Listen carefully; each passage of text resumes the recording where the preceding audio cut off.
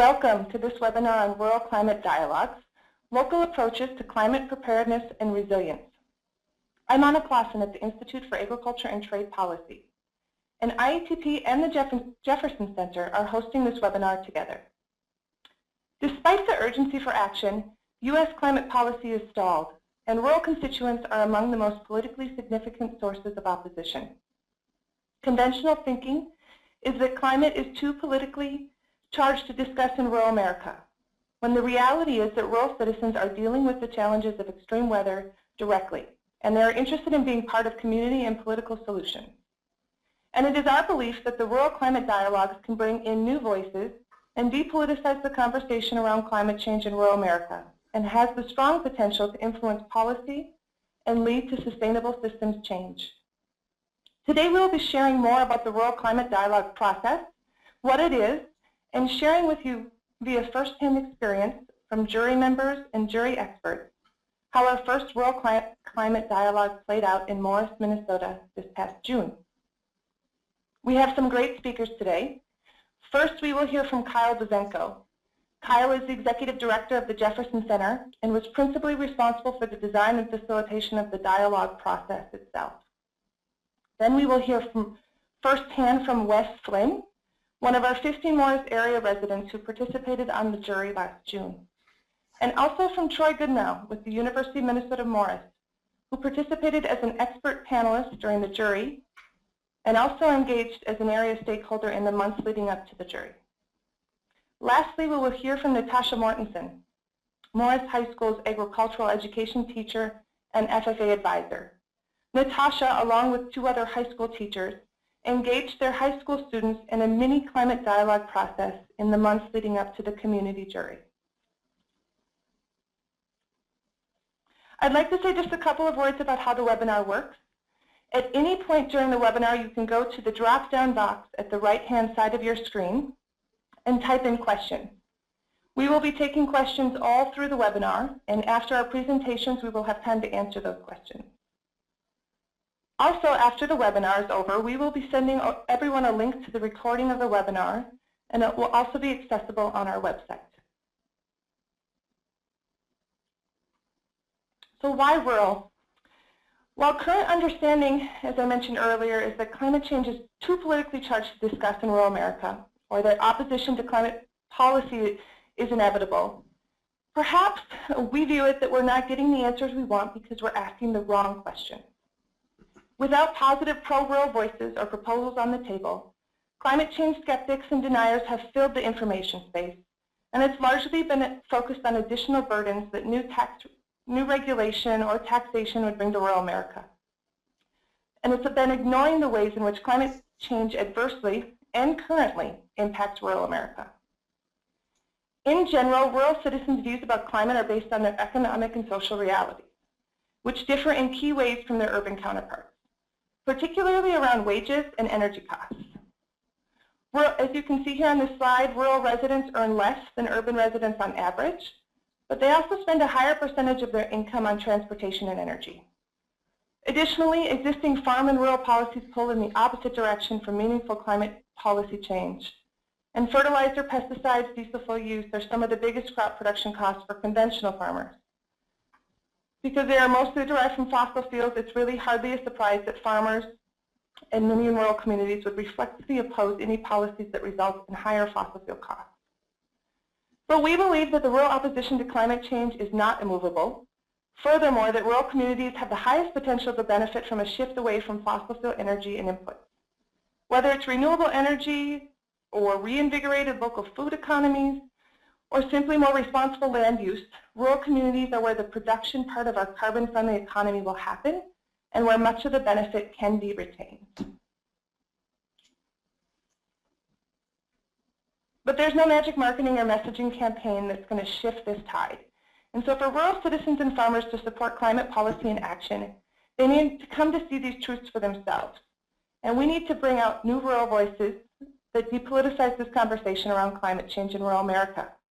During the Rural Climate Dialogue in Morris, one jury member mentioned that this discussion of climate change has never been brought to their community, not in a way that allows them to talk about how extreme weather and climate change are impacting them in their own backyards and how it impacts the short and long-term decisions and investments they make. The purpose of the Rural Climate Dialogues is just that, to build rural support for local, regional, and national climate change policies and actions by expanding the range of rural citizens who are willing to consider the impacts of and necessary responses to climate change. The Rural Climate Dialogue is part of our approach at IATP to connect policy strategies with on-the-ground local voices and concerns.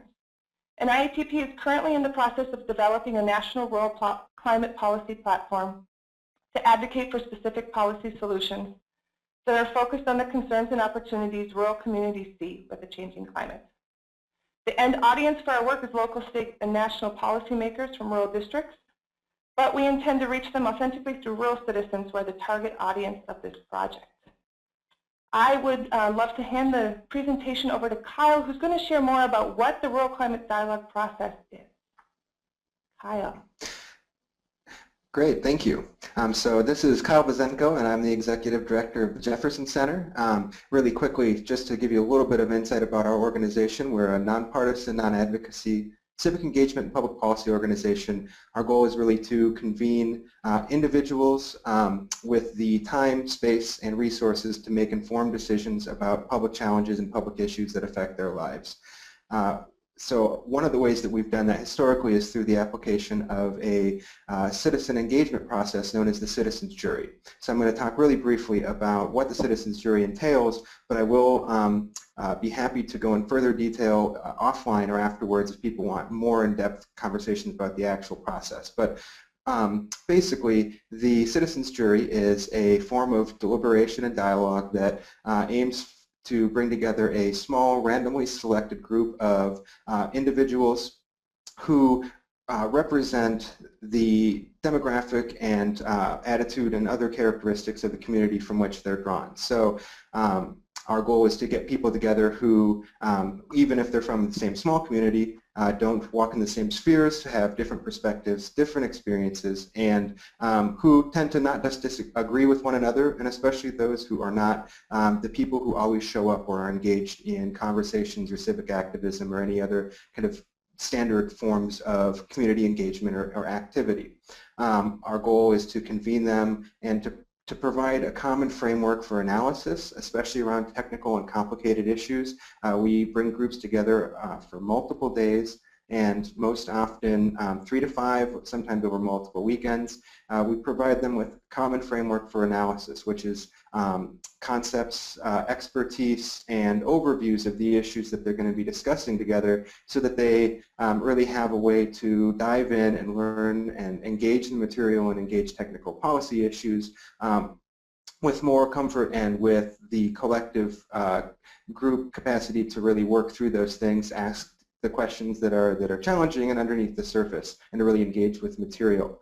We've run in our organizational history citizens juries on topics ranging from U.S. healthcare to the economy to redistricting schools and school districts, all the way up through candidate evaluation and elections. So we try to apply these models in ways that are meaningful for the conversations that people want to have, and that's how we partnered with IATP for this conversation. So in Morris, we ended up working with a group of 15 citizens, 15 residents of Morris for 3 days, and part of that 3 days was getting to know and work with one another.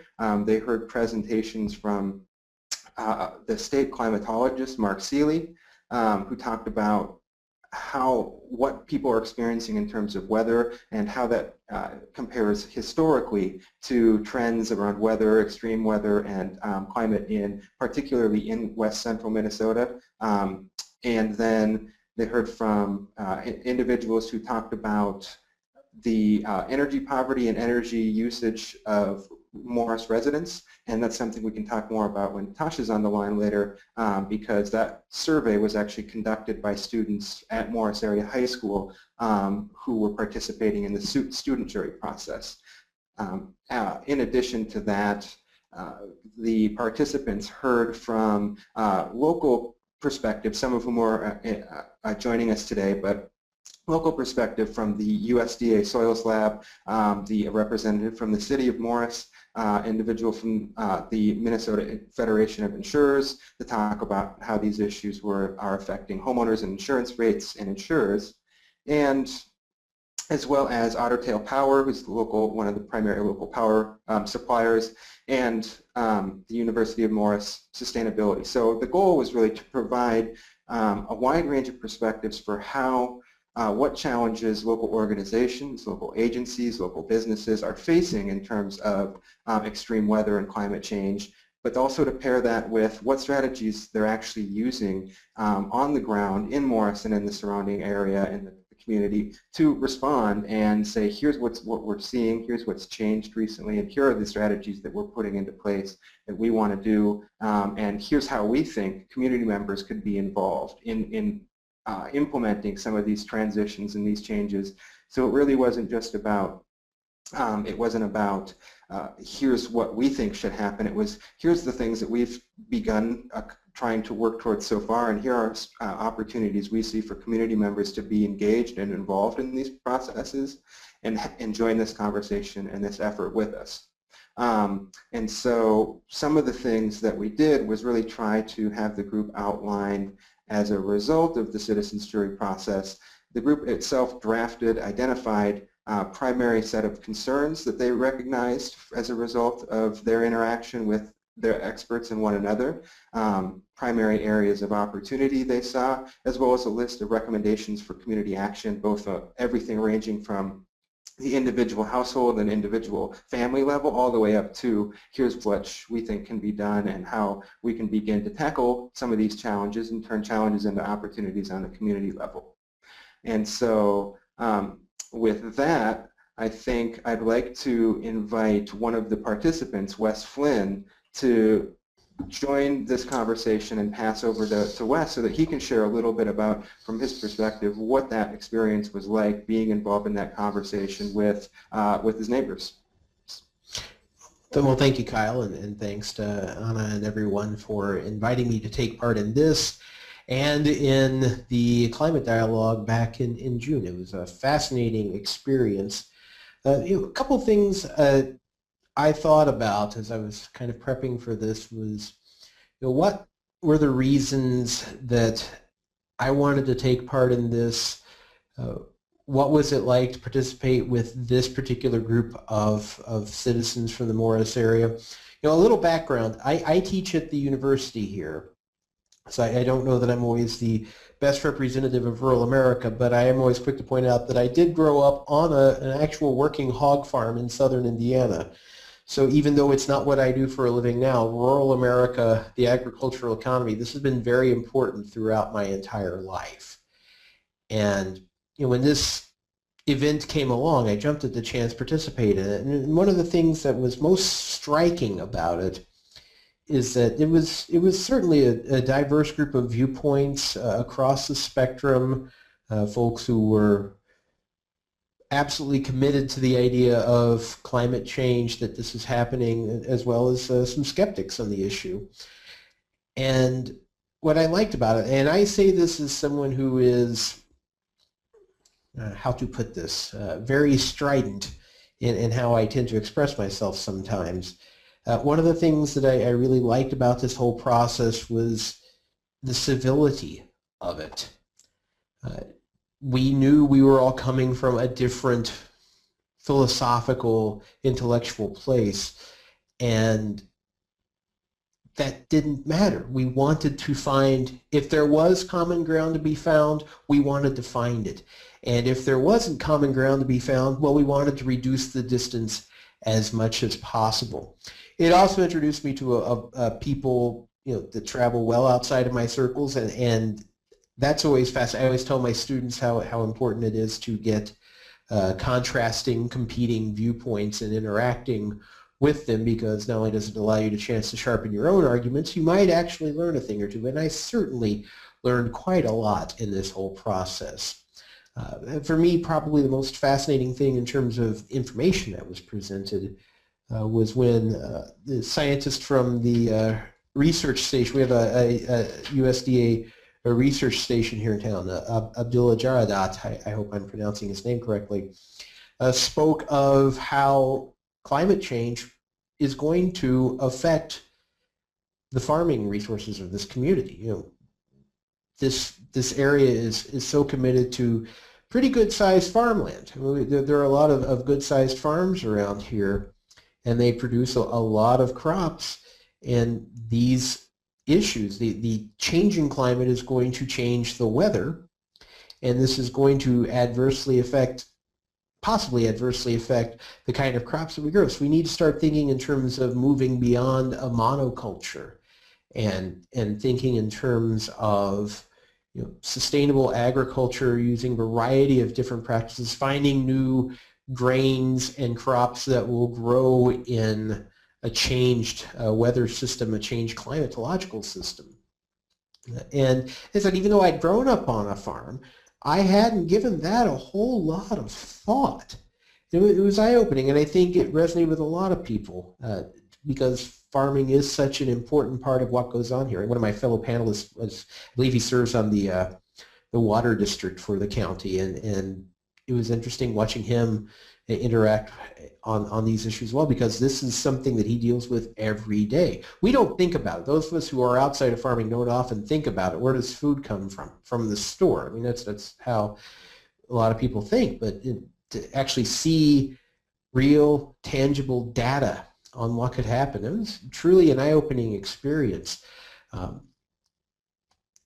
I found it eminently enjoyable. It was a lot of work, but it was certainly a fun 3-day period. And you wouldn't think a bunch of people sitting around talking would constitute fun. But I have to say it was neat hearing other viewpoints, trying to find that common ground, and realizing that we are all in this together. We have the myth of the self-made person who got where they are without interacting with anyone else, and it is just that. It is a myth. It was wonderful to see how we all work together.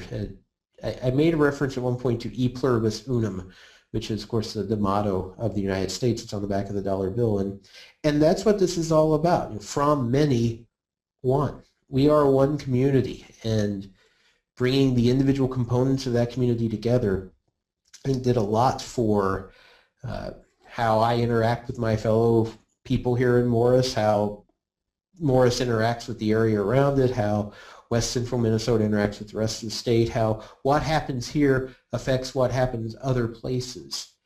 And it's always nice to be reminded of that. And as I said, it was just a lot of fun. It was nice to expand my mind and work with a variety of people. If given the opportunity, and anyone out there listening to this ever has a chance to take part in something like this, I would heartily recommend it. And I think it would be good to continue to do this on some other topics as well. You know, our political system, as we've been through this election in the past couple of weeks, a lot of people perceive our political system as being broken. I don't think our political system is broken. I think the problem is when we deal with the electoral process and how ads and whatnot and the talking heads influence it. It's not going to change until we do things like have these dialogues, until we kind of take control back and work out our differences amongst us, amongst ourselves. Then I think we'll start to see a sea change in our politics. So on that score, I had a great time. I encourage anyone to take part in this process. And I learned quite a lot about climate and weather and its effects on agriculture and energy, insurance, a variety of things. So if you're looking to gain knowledge, I can't speak highly enough of this. Thanks, Wes.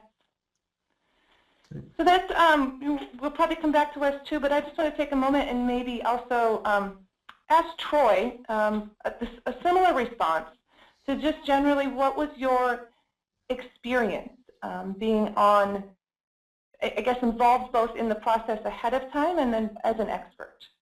Troy Goodnough, you want to share your thoughts on that with us, please? You bet. Thanks, Anna. Yeah, I would just echo a lot of what Wes said. It was a really great experience. So, you know, about over a year ago, you know, the conversation began between Jefferson Center, IATP, and then the Morris campus here at the Center for Small Towns and Office of Sustainability, a little bit about might Morris be fertile ground for a conversation around climate. And so we had some really good dialogue about, you know, what did that mean to have a conversation about climate change in a rural area, and about the framing, what would be the right framing to have that conversation. You know, it also the invitation, the approach from IATP and Jefferson Center to our community came at a really good time. So prior to the Rural Climate Dialogue in Morris, we had a citizen soil scientist here in town who had been engaged with the Center for Small Towns, doing some work trying to do some carbon footprinting for the county. And so we had previously had an organization in Stevens County called Stevens Forward, which had articulated some goals around carbon neutrality. And those goals, that organization, Stevens Forward, was an organization of a lot of kind of our community elders that had come together to kind of do some visioning for where we might possibly go as a county. But it definitely took place at a little bit of a higher level. And so, like I said, we had some folks in our community, like Don Rykowski, who was working with our students to try to do that data analysis of what was the carbon footprint of our county. But and we had a student here trying to do some conversations, you know, climate conversations, basically going to the West Central Catamins and going and having some one-on-one dialogues with some local pastors behind the scenes to talk about it. But I think we were at the point where we kind of needed that next kick in the butt, that next catalyst, and I think that's where the conversations with Kyle and Anna, you know, in the beginning, first a little bit was, you know, what the heck is this citizen jury process? What are we talking about it? What are we talking about? And the more we discussed it, the more excited I became about, you know, what would it look like to actually get folks together in this really structured, intentional way to have a conversation over a couple days. And so, you know, there was some really good conversation about framing, you know, and kind of the being aware that thinking about extreme weather preparedness was something that really aligned well with, I think, no matter where people were coming from, that message really resonated with everybody and wasn't getting into the stickiness of or difficulty of, you know, words that are already charged like global warming or climate change, but everybody really wants to think about how we're going to prepare for whether that's changing. I think, you know, as a expert, you know, quote expert who presented, I had an opportunity to chat about the Morris, a little bit about some of the energy work here in Morris, but what I really liked was having an opportunity to be weaved into this tapestry of understanding of, you know, having folks talk about insurance in Minnesota and energy poverty, specifically in Morris, and soil and water challenges. And so I think where I was able to come in at the end was just to really provide kind of a perspective, a hopeful perspective about just all the assets we really do have in our rural location. Our chancellor of our university likes to say Morris is in the middle of everywhere, and indeed we are. We're in this place with tremendous natural resources, wind and solar and biomass. And so to talk a little bit about, given the seriousness of the conversation, and it was amazing. You know, it was amazing to have someone like Mark Seeley be here in town, really just presenting the facts about how Minnesota's weather has changed, that was an amazing experience, as was seeing one of our Morris students, Anna Pratt, who works at the Center for Small Towns, be invited by this team and Natasha Mortenson at the school to come and speak to several hundred high school students about preparing extreme weather preparedness and changing weather. And I guess lastly, I would just say, I would echo Wes's comments about, I was just really amazed to see that across the political spectrum and that very intentional work that Jefferson Center did through the process of finding a group of people across, Lutherans and Catholics and conservatives and liberals to come together and actually develop some consensus about where we might actually go. That was really something, because when the weekend was over, I was kind of skeptical that by the end of the week, by the end of those 3 days, we could actually have a report with actual action items that reflected a consensus by the community about maybe where we ought to go. That was remarkable, and to have it done with such civility. So I think, not knowing what the citizen jury process was about, I was just really amazed of how all those things were woven together to bring it to an actual conclusion where we actually have a report that we can take out. And at some point, maybe I can talk a little bit about what's next. But let me just turn it back to Anna and Kyle. Thanks, Troy. Great, thanks, Troy. Really quickly, I'd like to just follow up with one piece of that about one of the things about the way that we structure our processes and really have one of the things we try to do that sets us apart and brings people together around really working towards a shared goal in these projects and events is the community members who were present actually draft word for word the report that came out. There was an executive statement, citizen statement that was drafted during the event, which was actually there's the collective work and energy of all 15 participants identifying as they went their top concerns, their top priorities, and their most important recommendations for community action. And Anna has a couple of those available on the slides that we can just point to really quickly, and then we'll also be able to, through the links and Rural Climate Network and other materials, you'll be able to access any of these online through our websites and things we can share. But as you'll notice, the concerns and opportunities really came down, and these are the components, like I said, these statements that you'll see, and we'll just flash through them briefly before we move on. All of this work was conducted, and these are the statements themselves drafted entirely by the participants with some facilitation along the way, but this is their word and their work coming out with the goal of sharing these ideas and these concerns and opportunities with their neighbors. And this is just the things that rose to the top after 3 days of information and deliberation and work around trying to identify what was most important to them. The next slide that you'll see is the recommendations that rose to, and these also similarly were, each of them was constructed and composed by group members themselves and then worked into the final language that you'll see here by the group members, both individually and then collectively, kind of signing off, saying this is, putting a stamp on, saying this is what we want to state to our neighbors, what we feel like they should know. One of the things that I want to say that Troy mentioned, over a year of work of community outreach, both one-to-one meetings, advisory groups, to talk about how these issues get framed, to talk about what would be a meaningful conversation around these things. And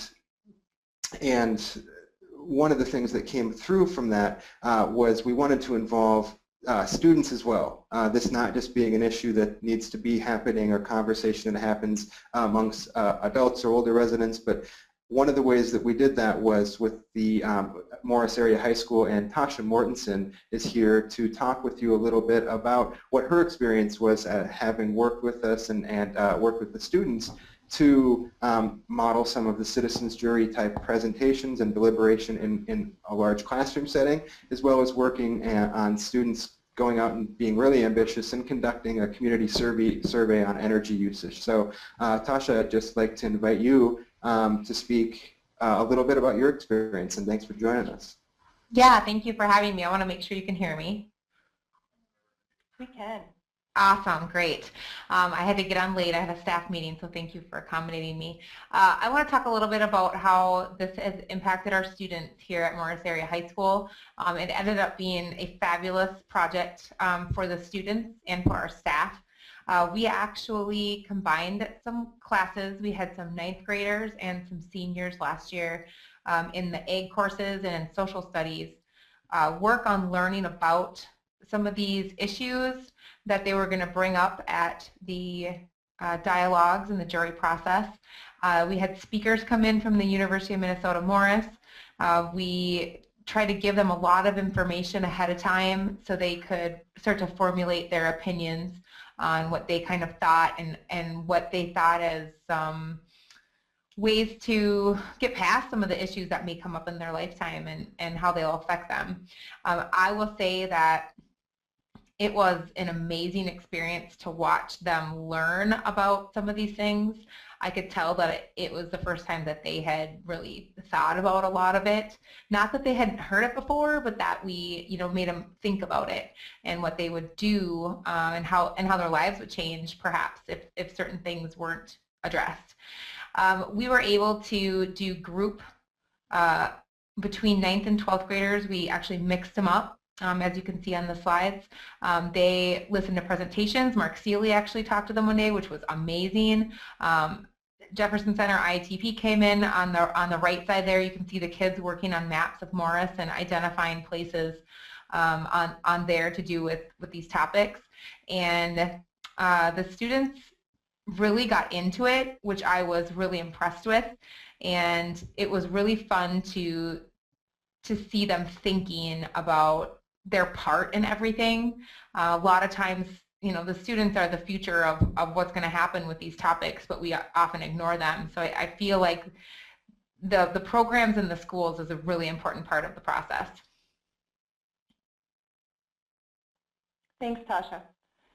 Thanks. It was just backing up a little bit just to kind of identify and maybe clarify, we had this community jury process, and the student jury mini process was not meant to be exactly the same process in the high school.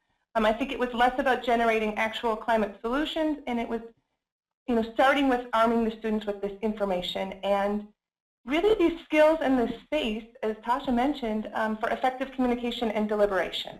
And a lot of these conversations, they don't necessarily happen directly at home at the kitchen table, but they pick up on attitudes and watching the news and absorbing it, but often don't have the space to have this deliberation and have these discussions in a healthy way, which is the same setting that's set at the community jury.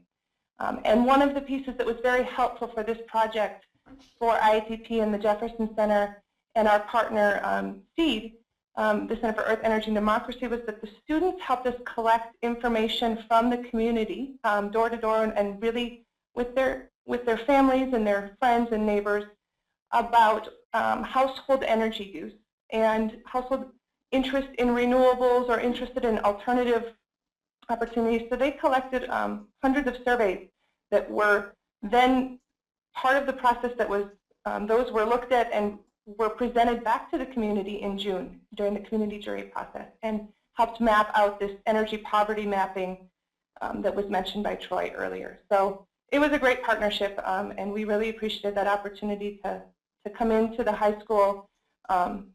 And maybe, Tasha, just can you briefly comment on how this differs from your traditional curriculum and what the advantages and disadvantages are of the challenges of fitting this into your curriculum and adapting to something that's new? Well, anything new is obviously a challenge. So, and working with multiple teachers and different age of students is obviously a challenge, yet brought such a great perspective to the discussions. So I wouldn't change it.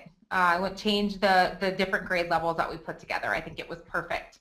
And I would say that as far as comparing it to something that would be different, this is very similar to how I teach anyways, but it was really fun to have the connection with Kyle and Anna and to have this connection to some people, and then Troy here at the U, having these people help us find people to come in, and having Mark Seeley, Skype in and talk to the kids, and that kind of stuff probably wouldn't have happened without that partnership, which was really cool for the kids, and they actually really enjoyed that part of the curriculum. The speakers, who they were, the things that they had researched, the things that they knew really affected them.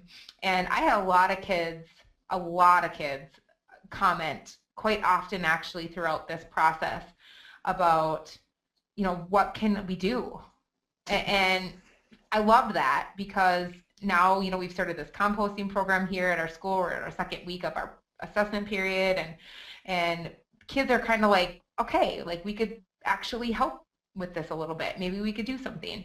So I think it was a very, very good discussion to have, and I feel like it was way more advantages to doing it than any disadvantage. I don't see any disadvantages other than the time that you need to do it and the working with multiple classrooms. Thanks, Natasha. Kyle, I think this might be a good timing. I might want to go back just a slide or two, and as we're talking about sort of the changes that happened after the high school students engaged, I'd like to pop up the graph, and then if Kyle, you want to speak to a bit the results and the change in perceptions and attitudes. Yeah, that's great. I was hoping we could go there.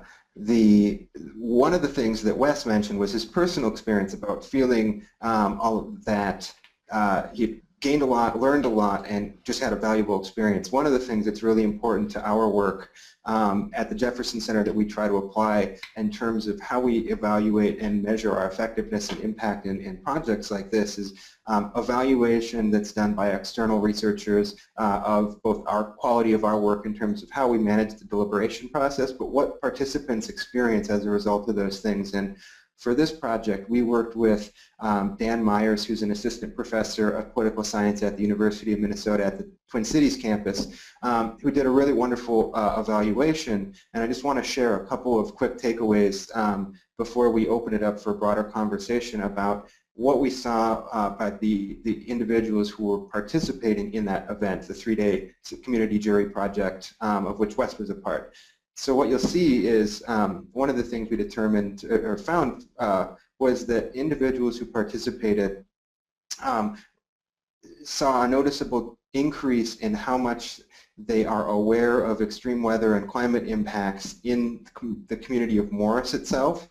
That was one key takeaway that we found. A couple of other things that was really valuable to learn about was that community members who participated identified that they were, after the event, they recognized more opportunities to take individual and community action to mitigate and adapt to harms or challenges brought about by climate change. So that's that's one piece of it. The other side of that is that the process of deliberation caused a sizable increase in beliefs among participants that action can and should be taken to address climate change. And that means that they felt or indicated that whether that was on the local level, the state level, or the federal level, that what they learned and what they experienced together increased the understanding or feeling that climate change is an issue that should be addressed, at least by some level of government, but also that they had the agency to participate in that process of responding and adapting and mitigating. So those were some really key findings that we found. And one of the things that we want to continue to do is continue these evaluations so that we can measure and look at how deliberation and how getting people together to talk about and grapple with these issues collectively can really shift the conversation in productive ways to identify opportunities for community action. Thanks, Kyle. If I could just circle back for a moment before we'll soon get into some other general Q&A. Troy, I just want to know if you could speak a bit about what happened after the event and some of the things that you guys engaged in and moving some of the action items and the general, I guess, momentum forward. Yeah, so as you know, as I was saying before, you know, this project was just a really great catalyst to come in at the right time. And you know, in some ways, the change in our community, you know, the Stevens Forward initiative that had been going on the previous couple of years was kind of very high level. So this kind of grassroots approach that brought everybody in from different points of view, I just thought that was something really great. But also, kind of like Wes alluded to, is getting to know some different people through this experience. So what's really exciting is coming out of this now, Morris students are collaborating with Natasha and folks at the Morris area schools on developing a composting program. And so again, it was because of this process, it cultivated some new relationships, and now we're working on this really exciting composting project together. In addition, you know, it helped us connect up with some other folks in the community, and so now we're having a conversation with a local church in town and some community leaders in town to consider what would be a really awesome Earth Week movie that would we could bring various church folks and other people in our community together to do a little bit more learning about extreme weather and climate change. And so that was one of the outcomes of the report. So there are some really good action items, but one of the action items in the report was about a desire to see our community leaders, our city council members, board commissioners, teachers more educated about some of these things. And so now we've been spurred on to work to bring as many partners to the table as we can in April to have a shared movie night on some Saturday, a local matinee at the movie in town. And so there's a local climate team that's working on that project right now. So it's definitely spurred some conversation here. So I guess I'm just really excited about the possibility that this process could be replicated, not just here, but in other places of the country. But also, I think we're thinking about how do we replicate portions of this program, you know, from the perspective of having, you know, bringing in our own local experts to speak to audiences again. So this is the beginning. Thanks, Troy. At this point, I just want to remind people that they can submit questions, and I think we'll jump into a few of them as well as finishing up a few slides. And actually, Kyle, I wonder if you can just address some of the questions we have. We have questions about the backgrounds of the folks who participated in the dialogues and what that breakdown looked like as far as how they represented the community, and maybe a bit more about the process of selecting them and how we got them to participate.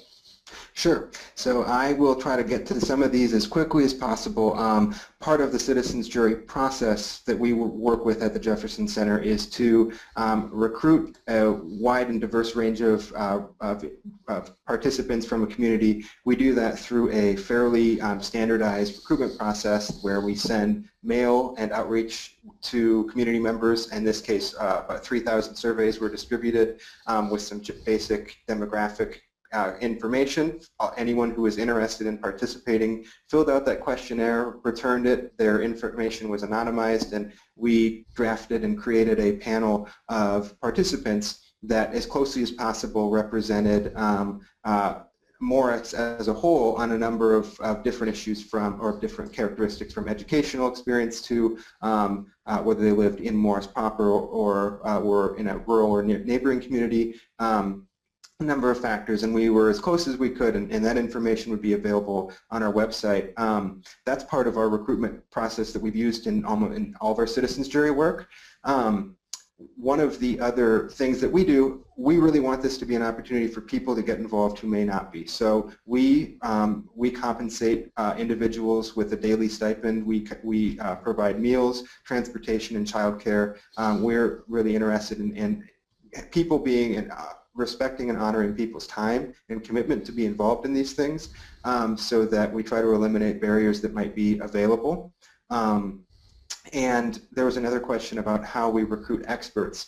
I'll try to answer that really quickly. That's something that Jefferson Center works with and with our partners. And in this process particularly, that was, Troy mentioned a lot of framing conversations and community outreach that was done. Part of that outreach was to say, what are the perspectives in the Morris area that would create a meaningful conversation about what organizations or agencies, different businesses are experiencing, or different areas or parts of the community are experiencing in this.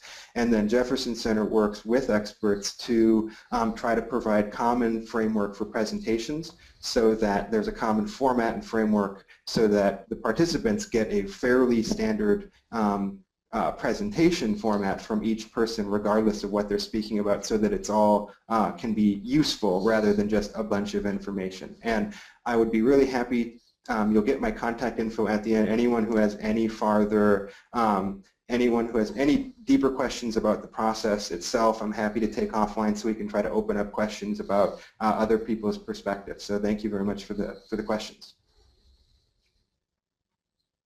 Thanks, Kyle.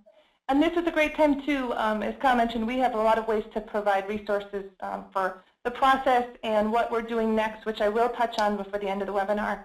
But if there's questions for our participants, I think we have it's so important, and we really appreciate having the time of Wes and Troy and Natasha.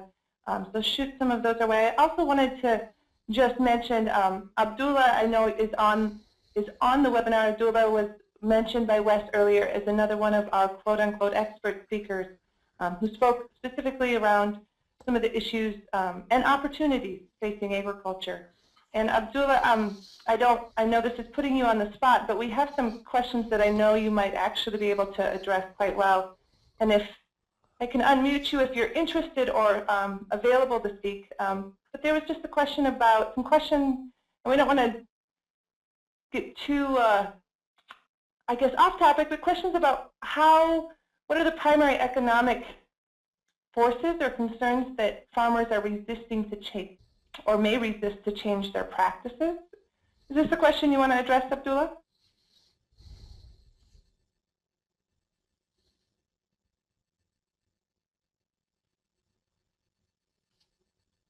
Well, we might.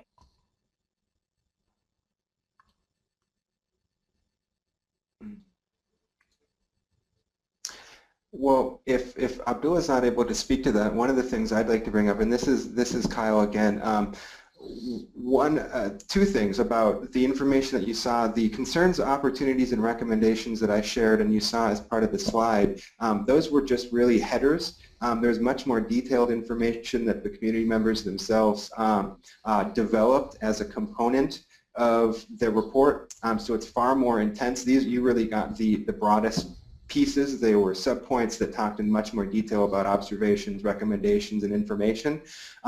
One of the pieces of that I think would be good to highlight is that there was a recognition of the role of financial incentives, and that Morris was in a unique situation where local ag producers had a lot of resources available through the USDA Soils Lab and other local community expertise to think through and have that conversation about what ag producers in the area would need to start that process in ways, or at least to understand, have a better sense of what opportunities are available in terms of diversifying crops, changing agricultural practices, or what's being planted and things like that. And you'll be able to see, and we'll provide links to the more in-depth reports, as well as overview of the process and agenda itself. All of that information is online and available through the Rural Climate Network and our organizational websites.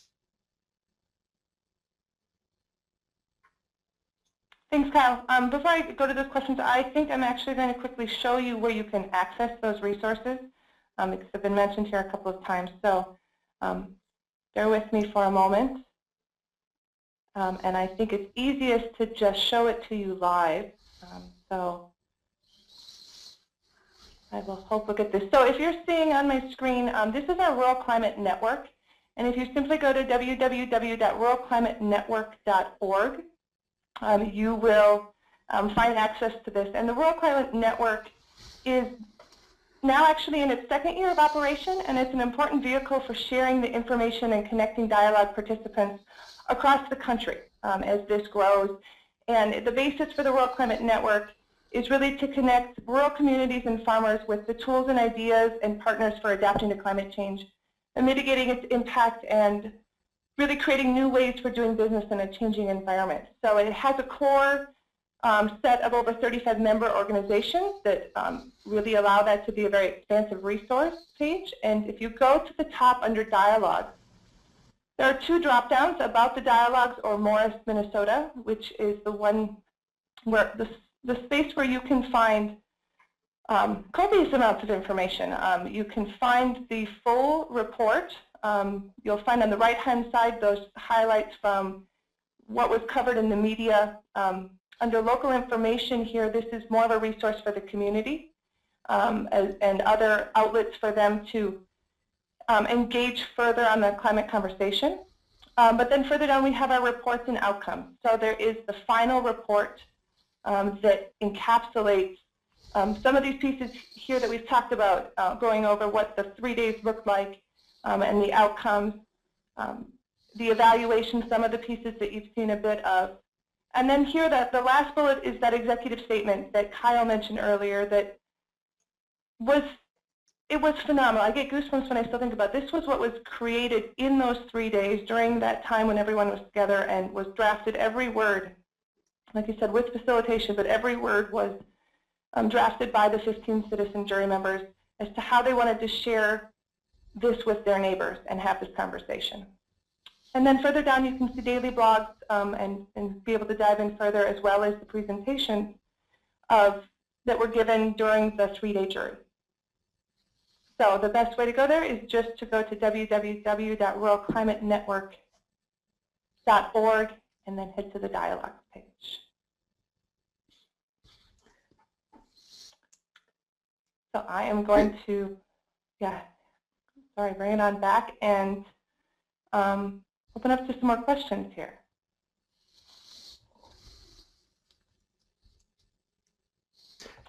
I think Kyle, we've while I'm tried to get through. While I'm going through this, we have a few minutes. Do you want to talk a little bit about what you learned in this dialogue process, since you've done this for decades on different topics and subject matters? A little bit of what you learned or what you do different? Sure, I'd like to do that, and there's two things that I want to highlight on really quickly before passing it back over to Wes, Troy, and Natasha to give a final thought. And a couple of the things we'd like to do moving ahead. The first being really practical about, this is really about engaging community members. One of the things that we'd like to do with future events is to develop stronger relationships and bring community members into the actual facilitation and project itself. In this case, Jefferson Center staff, myself, facilitated the process. For future, we're going to try to bring local community-based facilitators into the conversation to try to develop more of that capacity to conduct further conversations about those things. And then beyond that, the other piece, the other side of that, is to really try to find ways, whether it's through digital engagement and online resources or other types, to open the conversation up to individuals who aren't part of that 15-person panel in the room, and there are a lot of tools out there for us to do that, and those are pieces we'd like to do just to really expand who can be involved in that conversation and what that looks like. So those are two of the main things, and I'd really like to just maybe in the same order that we did earlier, just ask Wes, Troy, and Natasha just to give a final thought about reflections on anything they'd like to just share about the experience from start to finish with this process and this project. I can start. I would say that this project alone was probably one of the reasons my students have realized their part in a lot of things. I can't even say it's just based on rural climate dialogue and that dialogue that happened. I feel like the fact that this whole topic that was brought to them and they were asked their opinion made them feel like they can make a difference in the world on a lot of different levels, which was really cool to watch. The fact that this was the topic and they learned about energy and energy poverty and how they affect that and how their future may look, that's really awesome too. But the fact that it opened their minds to feel like they mattered was actually the coolest part for me to watch as a teacher. Thank you. As a participant in this process, my main takeaway from this is that we still have a tremendous amount of power in our day-to-day lives, in our society, in our cities, our counties, our townships, and we need to be willing to use it, and we need to be willing to gather the information we need to use it wisely. And this dialogue was a tremendous step in that direction. I've learned things about not just the topic at hand, climate change and the issues facing rural communities, but learned how to have these dialogues, how to have these conversations, because we need to have them. If self-governance is to mean anything, we need to be able to have these dialogues. And again, honored to be a part of the process.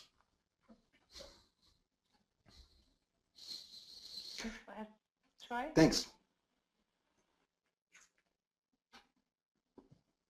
And I guess to wrap up my 2 cents here is I guess I would just say that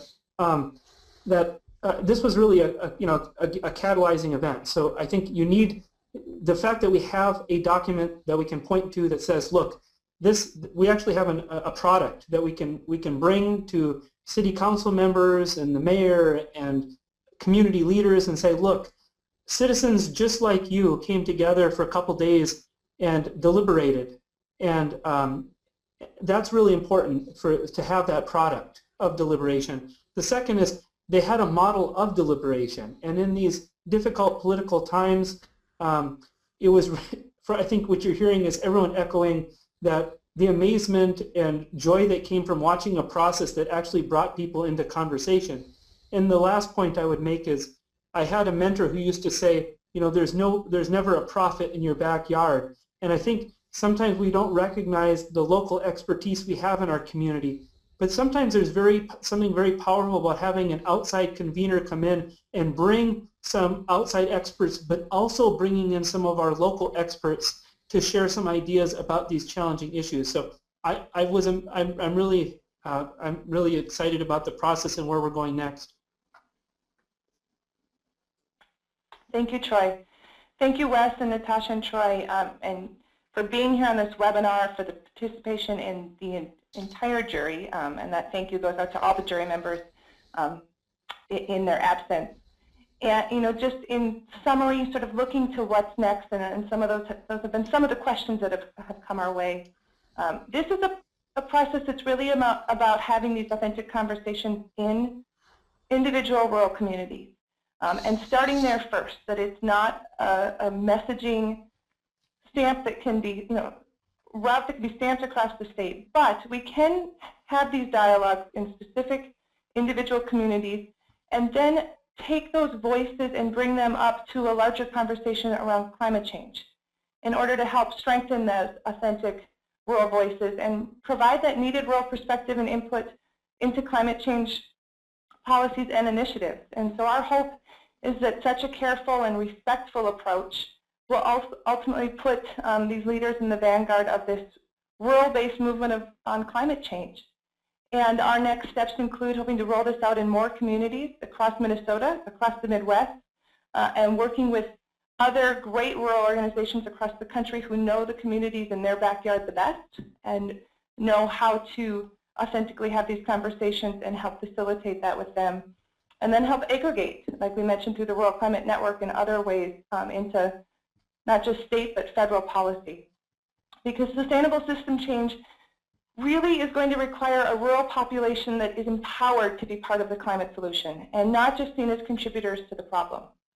And we believe that the Rural Climate Dialogues not only help rural communities think critically and plan strategically to address these local challenges, but they also allow them the opportunity for community members to embrace their own starring role, so to speak, in the creation of these policies and the creation of the on-the-ground solution. So we're very optimistic and excited about more work and appreciative for this process. And thank you all for participating in this webinar. And we will follow up with you via email and hopefully we're able to answer most of your questions. Have a wonderful evening.